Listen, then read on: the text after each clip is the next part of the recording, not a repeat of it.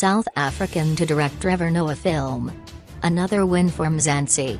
South African-born director Liesl Tommy has signed on to direct a film about Trevor Noah's life and hinted at the movie being shot on our shores.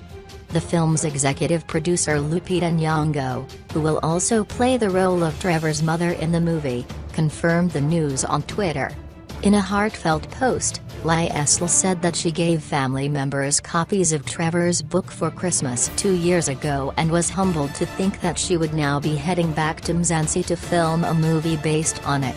So, when I went home to Cape Town for Christmas in 2016, I gave my dad, my brother, and some uncles this book Born a Crime by Trevor Noah for Christmas presents.